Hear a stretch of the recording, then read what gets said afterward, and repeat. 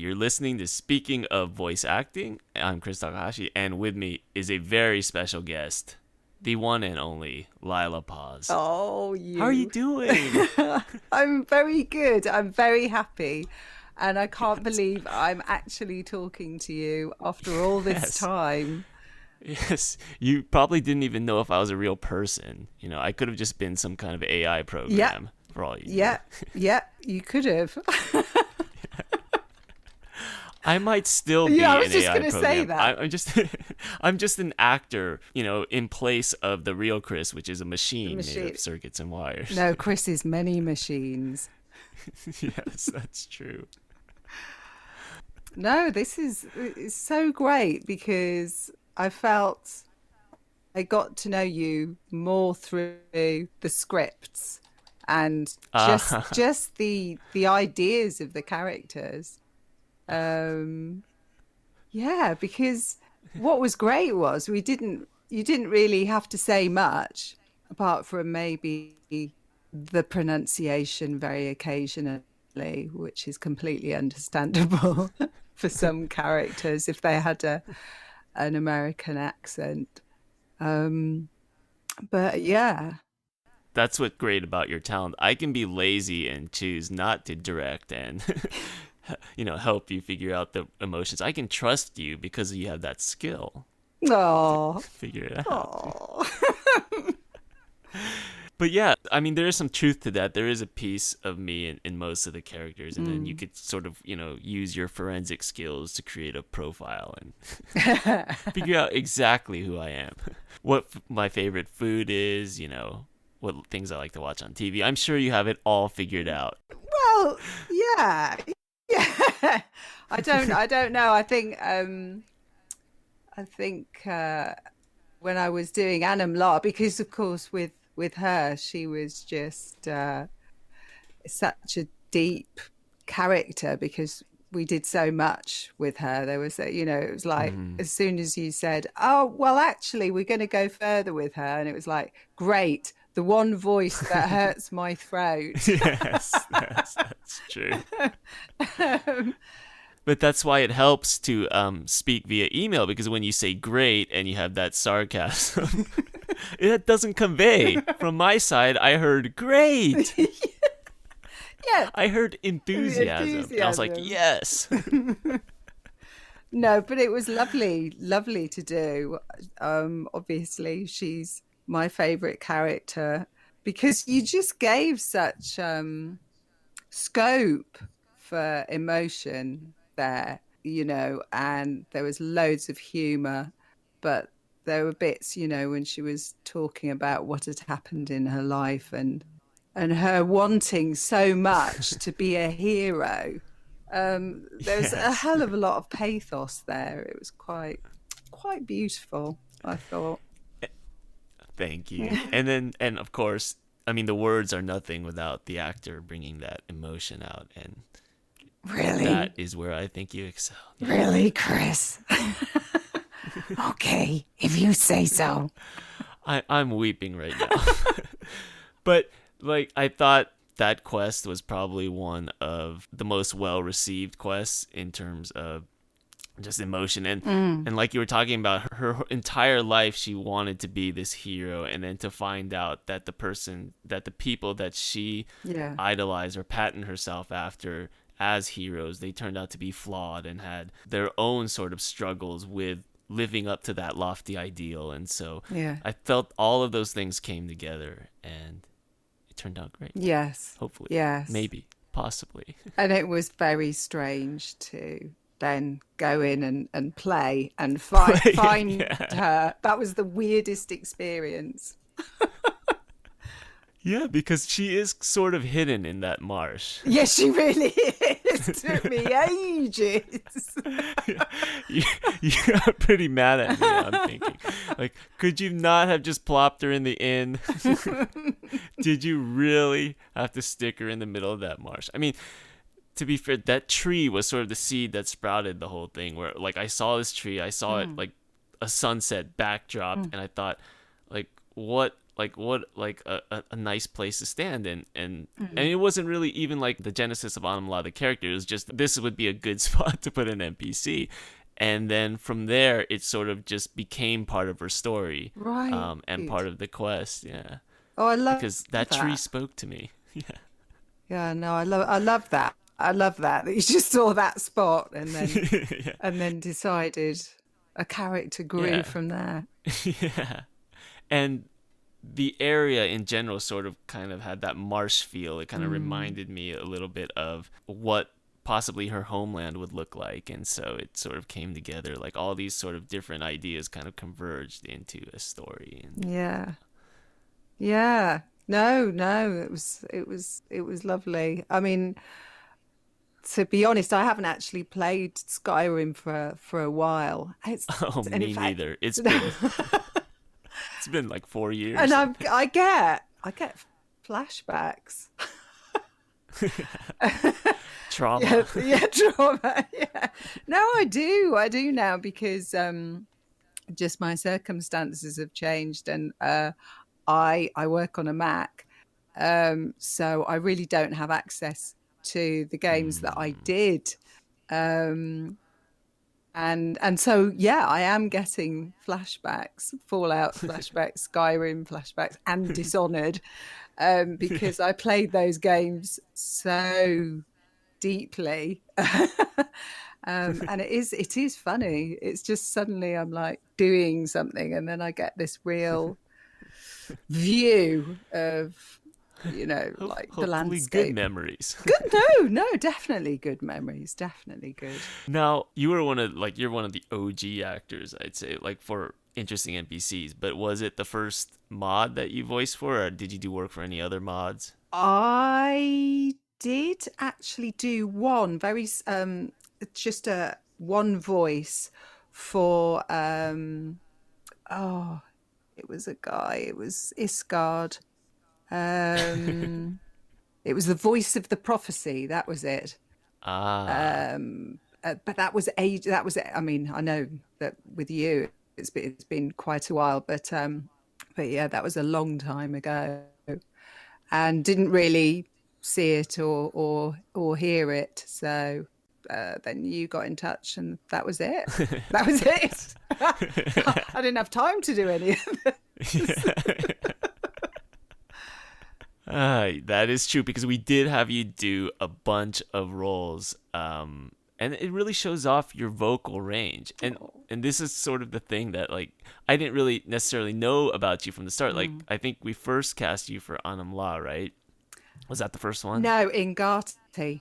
Ingarte. Oh, okay. So Ingarte, it was the yeah. tavern wench. The tavern wench. She comes from Yorkshire.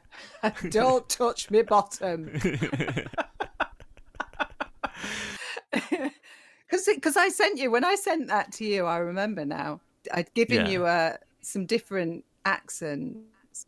I kept thinking that she'd be like, because there was also sort of like a southwest here accent, something like Mm. Dorset or whatever, because she could sound like a tavern wench as well, like that.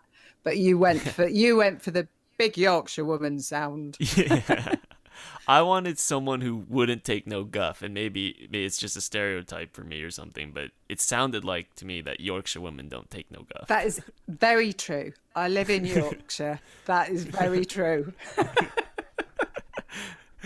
And so I think that voice really sort of amplified that aspect about her, and so I thought that was great. Yeah. And then obviously Anum-La was brilliant, and the voice was authentic. Like I had so much trouble trying to cast that voice, as you might imagine, because it's difficult to do. Yeah. Yeah. No, I can imagine. I just trying to think back about the Argonian voice. I kind of remember talking to Andy, who he was the guy that introduced me to Skyrim in the first place. And I said, Mm. "Oh, Argonians don't sound right. Argonians should sound a bit like I can't remember what I said at the time. Ghouls or something. But I Ghouls, don't yeah. even know if ghouls spoke at that point." Did ghouls speak Yeah, in Fallout? I Yeah, think no, they they did. did. They did. They did. Yeah, yeah, Yeah, yeah, yeah, they did. yeah. We're gonna cut that out to just make it sound like you knew it right away. I know. Sorry, No, no, I'm kidding. it's such a Um, long time ago. yeah, it's all right.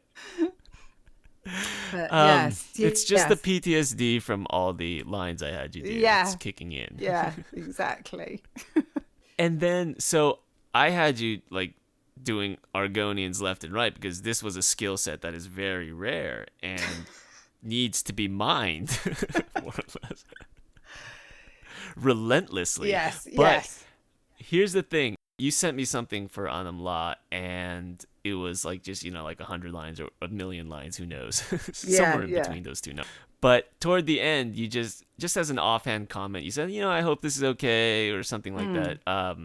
And, have a good day or something. And I heard your like natural voice for the first time. I'm like, oh Oh, my God, why aren't we using this?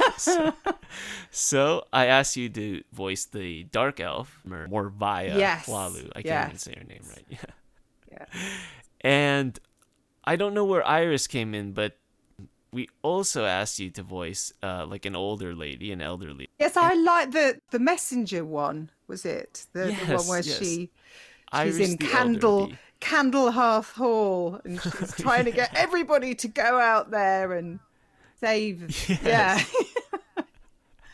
And I don't know I liked her. how that came together, how I knew, or if you like gave me a sample of you doing this like elderly voice, but that sounds really authentic. Like I don't it's perfect. It's pitch perfect. I don't know how you do it. It's amazing. It's the writing, Chris. It's the writing. No. No, but I do mean that because that is the thing. When you act, when somebody gives you a good script, you immediately feel it. And that's what gives you the authenticity, I think. Yeah, it does make me happy that you remember the stories because that means they had like, an impact, right? Yes. Because like I'll talk to actors and they'll say, "Oh wait, what was that about?" Yeah, I don't remember. It's like, oh man, that must have been terrible writing. But you remember the story about Iris, Yeah. Yeah, no, I do. and no one would go out into the like alchemist hut. It was in a snowstorm, I believe. Yes.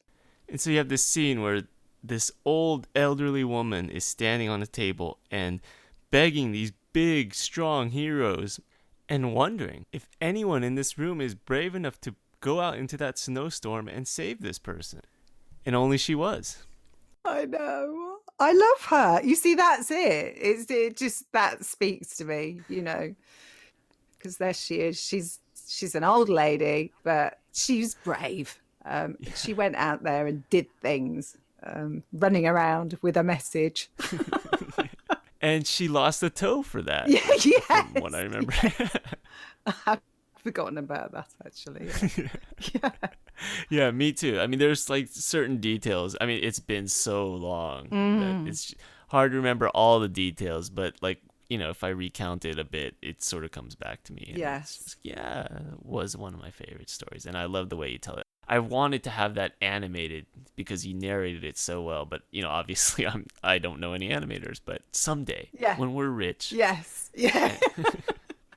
and we're sitting on our fancy luxurious chairs and having our pinky fingers standing at full attention, wearing our monocles, we'll have that done. So Drinking. Jeeves, animate that for Yes. me. Yes. Yes. Yes. Well, God, animation. Having done animation myself, I know that it's Really? yes, yes. Tell us more about this. Oh, this is not something that I do now, but back in the early days of Flash, I was involved in doing websites in the middle of the 90s and came upon Flash as really a way to make animated buttons for these websites. And then, as a lot of other people discovered at the time, hey, you can make animations with this. And I think it's like a bit of a zeitgeist. Lots of people started doing it and putting them online. And I did an animation of a dominatrix for a friend. Oh, And nice. she's swatting. She has a swat and swats a fly. And then I thought, oh, I think I'll make a little story of that. That I made another story, and it became a thing. And there used to be a thing called Hot Wired Animation Express.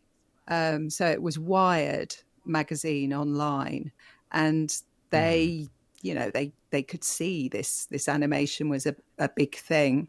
And so what you did was you would submit a cartoon to be on their network, as it were, and they paid money, which is Whoa. unbelievable. I mean, it was a very small amount, but considering that, content is free everywhere, Yeah, it was no. quite It's the principle. quite It's the principle. incredible. This is like 1997, 1998. So the concept of making money off the internet was still new too. Yeah, yeah. Everything like that. And what happened was that they said, we like this. Can you produce more? So I got a series. There Oh. other people had them as well. Is it And online now? Can we view it? we can see Can you my plug stuff it? online. I mean, then I did my own website and I started Oh, producing plug it. more. www.rubberfish.com. It's very old now. Oh. Very old. It's all, Oh. let me have a look. I know what I'm going to be visiting later tonight. Yeah.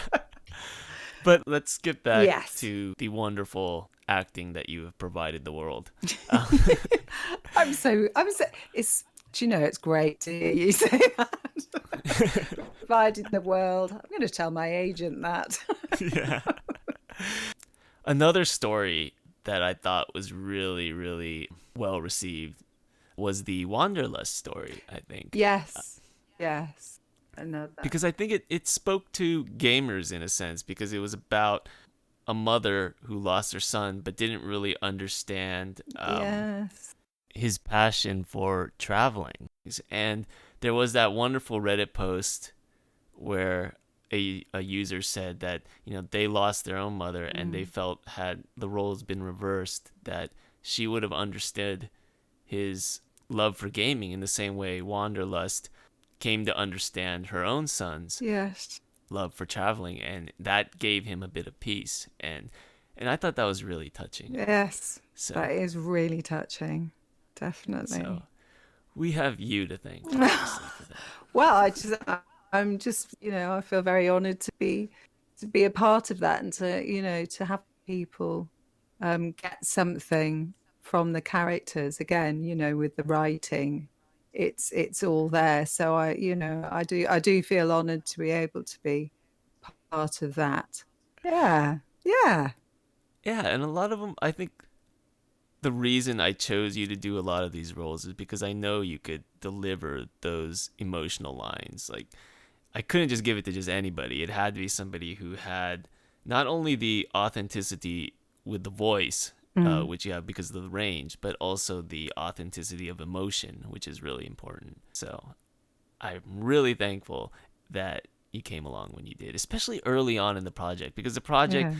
it could have easily went bust if the original actors, had a lot of issues, or if because at that point, I didn't have access to a lot of actors. There weren't actors knocking on my door. And so, like it is now, obviously I've got all the famous, I got Jessica Chastain on speed dial now, but back then it was really difficult to find actors. And really you could make an argument that without you, like, Interesting NPCs just never takes off. Without you, without Jay, without a few others, it's just Yeah, you've got some amazing people, haven't you? And I think that's just again testament to your work. no, And no, no.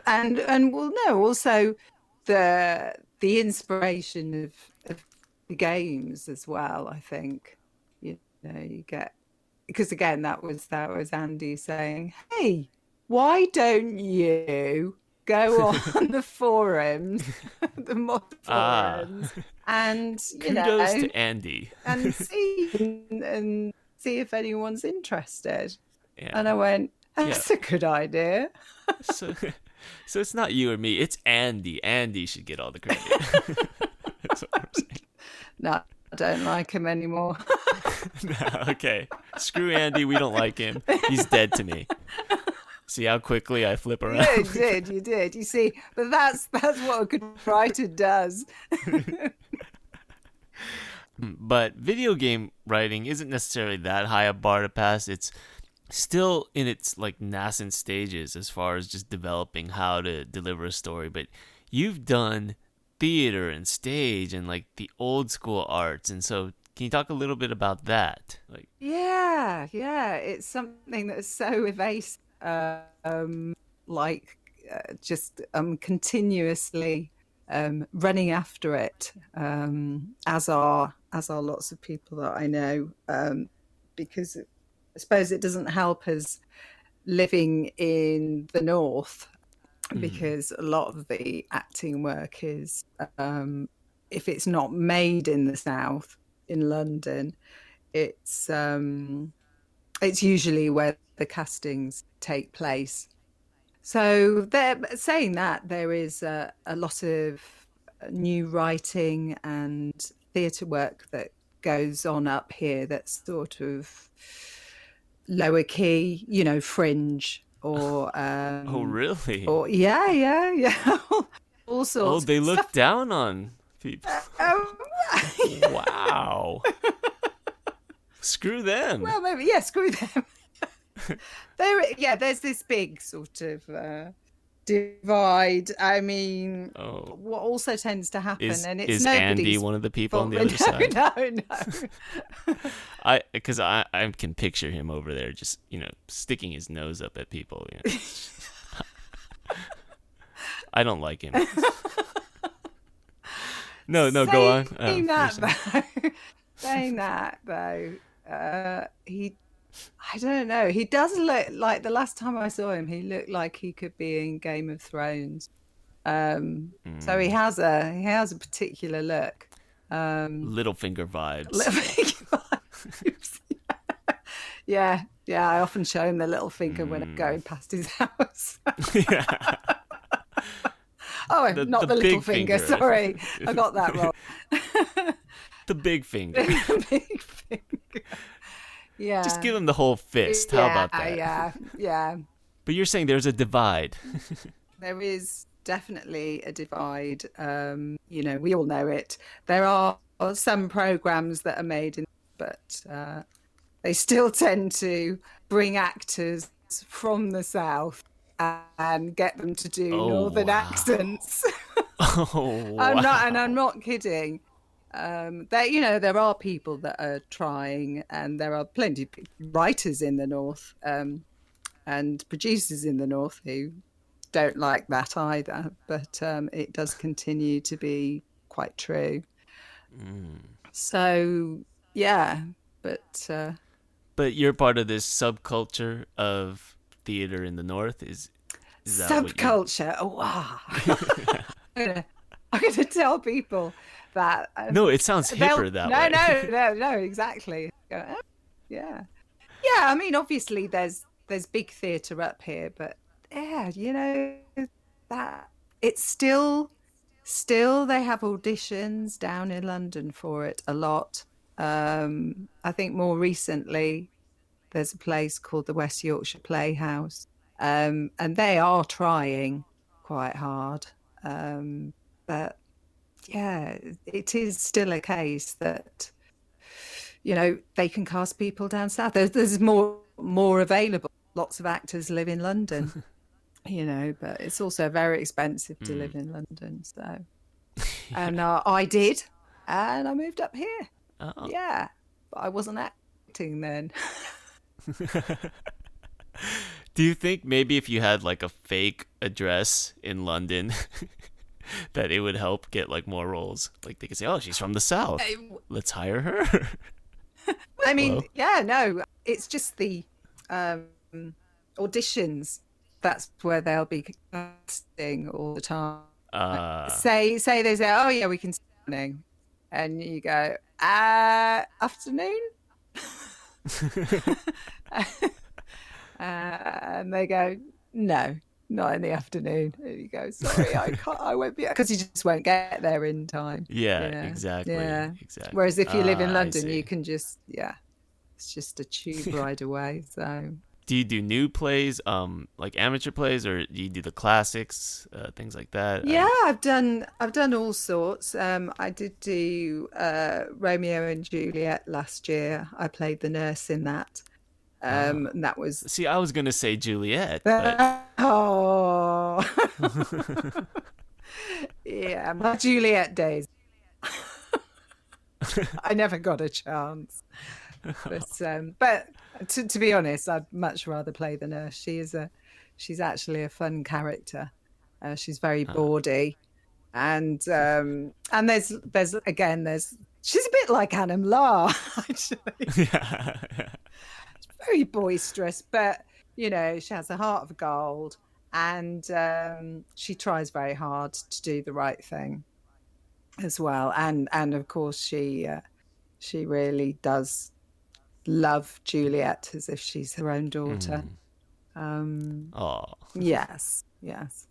And I loved actually every night going on stage, holding this big teddy bear as she's going to wake Juliet up for her wedding day. And she's like, Juliet, Juliet, come on now. Oh, look at bed. Oh, what's going on here? And then, oh, hey, what? What? Oh, she's not waking up.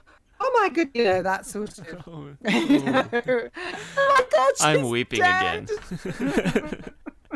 Yeah. So, but Yeah. so I've been doing a lot of short work, which is involved with Leeds Fringe. So we have not necessarily new writers, but writers who are coming together wanting to put something new on. So I'll be doing it again this February. We did it last February, an evening of monologues. And then in a few months' time, there'll be an evening of duologues. Then there'll be two short plays, and then we'll be doing a longer play.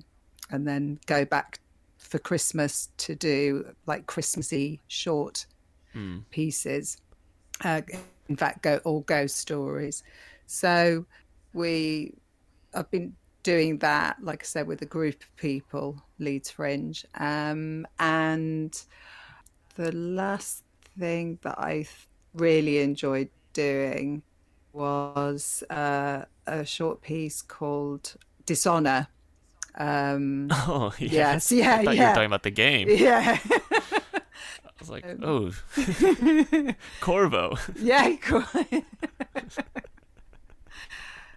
The fact that, I mean, with theater and with stage acting, even I guess it's the same with film acting and TV acting, but you get to converse with actors, you get to like play off each other. So transitioning from that to voice acting, where in a lot of cases you're talking to somebody who doesn't even exist in the player. So how hard is that to do that transition because you don't have those other actors to play off of? Yeah, I don't know. I think in the end it's just because of the view that you have in your head, which also I Ah, think I also tend to do when I'm acting with other people, in that you have a certain amount where you are talking to each other, but there's always going to be a moment when the dialogue will send you off into a thought. And it's that thought that I find that you need to visualize. You give that thought might be a memory, so you need that memory in your head. And so when it's a voiceover, I suppose it tends to come again from the page and then into the head. You see the images. That helps. so you have that experience. You've talked to imaginary people before. So when the Dragonborn comes rolling around, I mean, it's sorted. Sorted. I'll go, oh shit, Chris, can you write me something? How does it go again? Yes, I can do all the acting you want, but yeah, I need the script. Yeah. But yeah, that's, I think, a real asset to have, is you have these experiences from the stage and you can bring them to other areas, and it's almost seamless, I think. So Yeah. you're just multi-talented in that sense. Yeah, no, I do. I think it is all the same. I was doing some voice stuff today, and Mm. just for showreel purposes. And it is funny, I think, with voice acting, it's very similar to film acting, because you have to tone it down quite a bit. And that the microphone will pick up a lot, and will pick up almost the emotion in your voice, that you don't have to push it too hard in the same Mm. way that you don't with your face when you're being filmed. Apart from a film that I did recently where I had to turn into a bird, which when I ever get a link for that, I'm definitely going to have to send Yes. you that, because that was Yes, we quite definitely want to amazing. see pictures of that. Yeah, yeah. I play an old lady, bit annoyed that I had to be old, and a strange old lady turns up to the doctors saying, "I was feeding the birds the other day and I got pecked by a little bird, and ever since then I've been getting this funny fluttery feeling inside." And the doctor's, "Fluttery feeling? Yes, in my arms. I feel like I'm going to fly." Oh my So, God. yes. So you never know in the film whether it's the doctor's imagination or whether she really turns into a bird. But I've got to say, Mm. I really enjoyed the screaming in that movie. I just remember, because I had to do quite a bit where I'm getting hysterical because I think I am. And the doctor has to go out of the room. And then the sound girl just said to me, she said, "Well, we're going to record from the outside as he's running down the corridor." She said, "So he wants some screams from the outside." So I said, "Okay." And then the director said, "But can you do a different sort of scream?" I said, "Yeah. What different sort of scream do you want?" She said, "As if you're turning into a bird." I said, "Fine. That's fine. That's great. I can do that." I can draw from life experience there. Well, you've turned into a lizard before, so. Yes. Yeah. Yeah. And that didn't Yeah, involve so. any screaming. I enjoyed that. So that just goes to show, again, circling back, that you have the Mm. ultimate range. You can tell these heartfelt stories that make people cry, that, speak to their soul, and you can also scream like you're transforming into a bird. So, and be a 1960s housewife. You can do it all. Yes, yes, and I do like that as well. And grizzled settlers. So, Yes, yes. and I'm still there as well, so I can still do more. You do not want to say that to me, because I will take that to heart and just give you like 1,000 scripts, and you're gonna hate yourself for asking me to give you more roles, but I will. But yeah, that's all the questions I had. Is there anything else you want to share with people about yourself or about your life? Certain hobbies, Certain hobbies. No, I have a very deep dark secrets. I have a very sad life. You and me I both. don't. Yeah, I don't do much else besides this.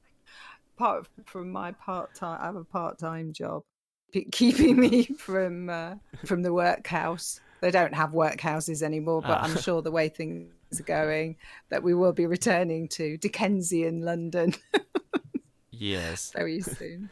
Well, you'll probably see me there. I'll basically be the grown-up version of Tiny Tim, or Oh. because I'm right there with you. But yeah, hopefully in 10 years or even 1 year's time, Even 1 year's, yes. we'll find you on a film or something big, and I'll be able to look back and say, I remember back when she was doing these voiceovers for these characters. I still will. I've said that now. I just can't help it, can I? I still will, Chris. Honestly, even when I'm really big and famous. Ha ha. Oh, wow. Thank you. For little old me, you'll still, It could be the other way around. I'm going to hold you to It could that. be Again, the other way. you're going to be on some big Hollywood set, and the director's going to like, I need you to come in and redo this. Like, you're like, I Yeah. can't. I have to do this voiceover for free. And it's just Yeah. for this guy in But yeah, America. you never know, Chris. You see. Could be the other way round. Well, if I ever make it big and famous, I know who Yeah. I'm calling for. Good. You better. When I do my Fallout version of Romeo and Oh. Juliet, we're going to have you on as Juliet, of course. She'd have to be a bit of a ghoul. Gouliet. Yes, there we go. Juliet. Awesome. I might actually do that now. I think you should. Romeo and Juliet. My next mod. Goliath, hello. All right, so but it was awesome talking to you. It was awesome having you on. It was great talking to you, Chris, and absolutely fantastic to meet you at last. At last, after 6 long years, here we are. I Talking. know. You and this AI program. Yeah, At long last. Yeah, because if I was the AI program, I'd Oh. imagine being created by some mad English scientist. Yes. Who wanted to create a program specifically for bird women, I guess. Yeah, bird women. Yeah. And it turns out she grew a mind of her own and started doing all these other roles besides bird women, and it just it became its own thing. Yeah. What a story. It is a story. You're going to have to write that one. Yes, I will. Right after Juliet, of course. Juliet. But yeah, thanks for coming on. Appreciate having you. That's- And we're looking forward to all the other roles you're going to do in the future. Yes. That you've signed on for I know. during this podcast. I have done it now, haven't I? Oh, well, it's been an absolute pleasure. Thank you very much for asking me. And thank you. That's it for Speaking of Voice Acting. Once again, I want to thank my guest, the amazing Lila Paws. Stay tuned. Coming weeks, we're going to have Corey Hall, who voiced a lot of characters in interesting NPCs. Nelos in The Radiant Dark, Jashar in Pit Dogs, Karis in The Blood of Kings. We're also going to have the voice of Valgus, Christian Goff, and the talented Jessica Osborne, who has voiced so many things. Hope Lies, Geraldith, Froa. Too long a list to say all the names. And also another special guest, Marion Toro, the lead character in Dot's Diner. She's also voiced countless other things. She was a computer engineer in You Got Mail. And she also has her own game coming out. So we're going to talk about that. And it's going to be great. So stay tuned.